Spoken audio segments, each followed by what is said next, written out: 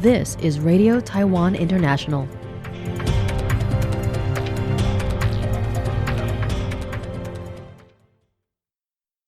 Welcome to the news on Radio Taiwan International. I'm Eloise Phillips, coming to you from Taipei, Taiwan. We begin with a look at today's top stories for Wednesday, January 21st.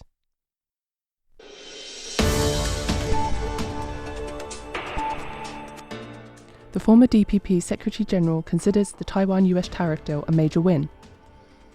President Lai honours former Chamber of Deputies Speaker for strengthening Taiwan-Czech ties. And the US confirms 2 warships made their first Taiwan Strait transit of the year. But first, today's top story. In an exclusive interview with Radio Taiwan International, former Secretary General of the Democratic Progressive Party, DPP, Lin Youqiang, called the outcome of Taiwan-US tariff negotiations a truly remarkable achievement, particularly against the backdrop of highly volatile international relations and intensifying US-China competition. Finalised tariff negotiations saw both sides agree to reduce reciprocal tariffs to 15% without stacking. Lin said he believes that securing a tariff rate comparable to that of Japan and South Korea is very impressive and that the government has been very cautious in dealing with affected industries.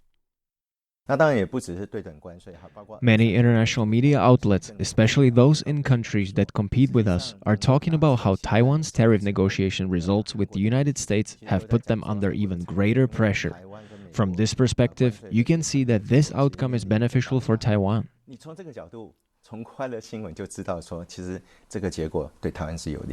He said. As for criticisms that TSMC's increased investment in the United States would, quote, hollow out Taiwan, end quote, Lin said that global demand for AI and chips has long exceeded TSMC's original capacity and that the investments constitute strategic positioning in global competition. He further shared that during his visit to Phoenix, Arizona, he toured more than 30 tech companies and observed that Taiwanese high-tech firms are no longer local companies focused on a single market, but enterprises with a global outlook. Lin said most of them had already shifted priorities long before recent tariff issues arose. Lin noted that Americans' public perception of TSMC has changed significantly and that the company's visibility and recognition are markedly increasing. He opined that Taiwan's technological strength is gradually being transformed into a crucial aspect of the country's international presence. On Tuesday, President Lai Ching-te awarded the Order of Brilliant Star with Special Grand Cordon to former Speaker of the Czech Chamber of Deputies, Markéta Pekarová Adamová. The award recognises her significant contributions to strengthening Taiwan-Czech relations. President Lai commended years of collaboration between the two democracies in areas such as trade, investment and technology. He emphasised that this partnership is based not only on shared values, but also on genuine long-term economic potential. Lai recalled Adamova's 2023 visit to Taiwan, during which she led a delegation of 160 members, despite facing external pressure. He described the visit as a milestone that conveyed her message of solidarity with Taiwan. Additionally, he highlighted her advocacy for peace in the Taiwan Strait, her promotion of pro-Taiwan resolutions in the Czech Parliament, and her efforts to bring artifacts from the National Palace Museum to Prague as examples of her friendship with Taiwan.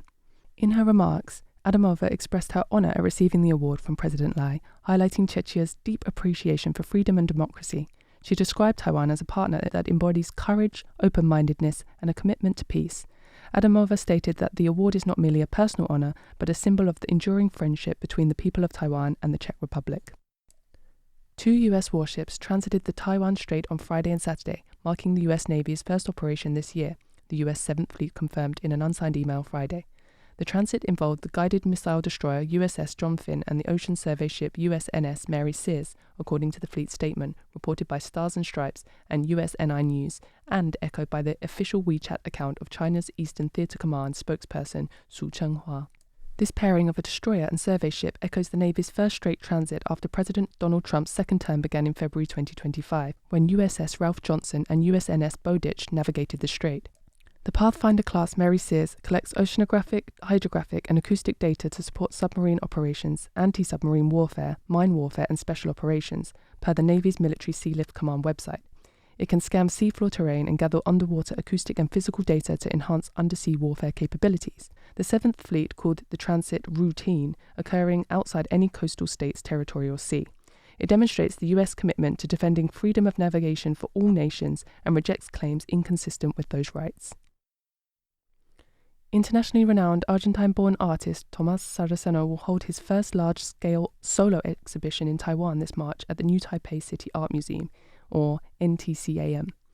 The show, titled Interwoven, responds to global questions about sustainability, ecology, and the future of humanity. It will occupy the museum's 6th floor gallery space and includes pieces spanning more than 2 decades of the artist's work. NTCAM director Lai Ching-te pointed out that although Saraceno's works have been shown sporadically in Taiwan in the past, this will be the first time he will host a complete solo exhibition. She said Saraceno's work occupies a key position in the international art scene because it stands at the intersection of art, science, and ecological reflection. She said, It's not just that his works possess a sense of spatiality and spectacle. What he explores is extremely important and resonates with how we think about contemporary culture and the world we inhabit.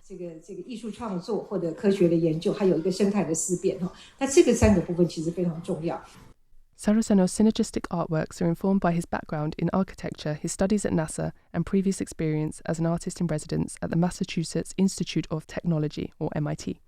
Several of his most representative works will be shown, including series inspired by spider webs and large-scale installations that combine transparent spheres with the concept of floating. His works invite viewers to physically roam the installations and consider their place in the world and its future. Kaohsiung MRT's most beloved cat, Station Master Mikan the cat, now sports a new look with a tiger robe and a hat. Kaohsiung Metro's fluffy mascot, Station Master Mikan the cat, has unveiled 2 new adorable outfits.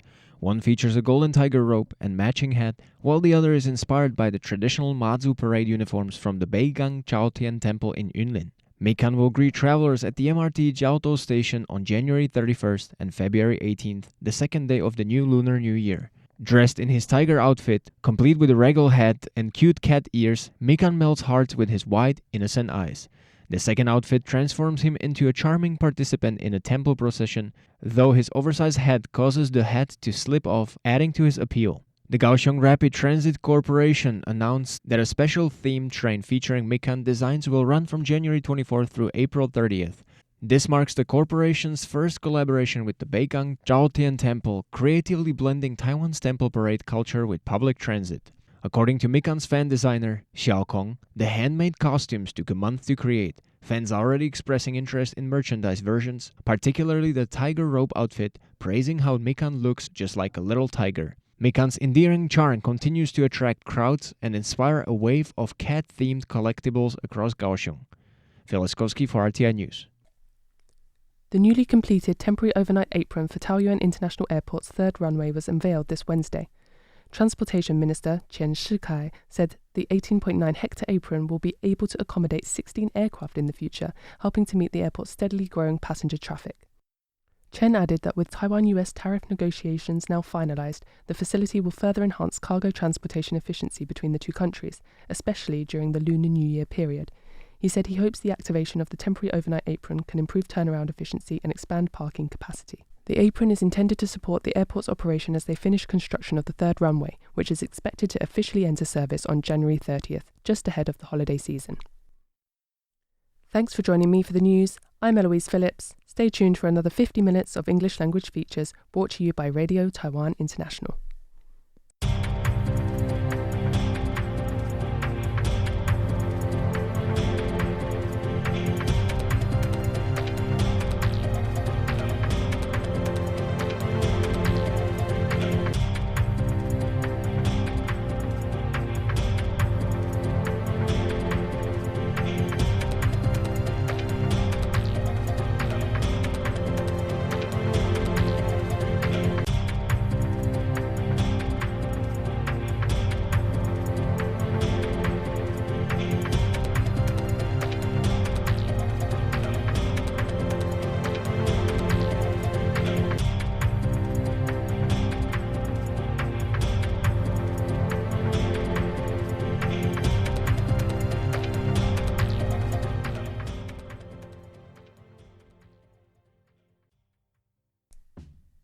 Cash for everyone. The government is giving out 10,000 NT dollars. It's easy to claim. Choose direct deposit, ATM, or post office. Check details at the official website 10,000.gov.tw or 10000.gov.tw or call the free hotline at 1988. Stay alert. Don't trust unknown sources. This advertisement is brought to you by the Ministry of Finance.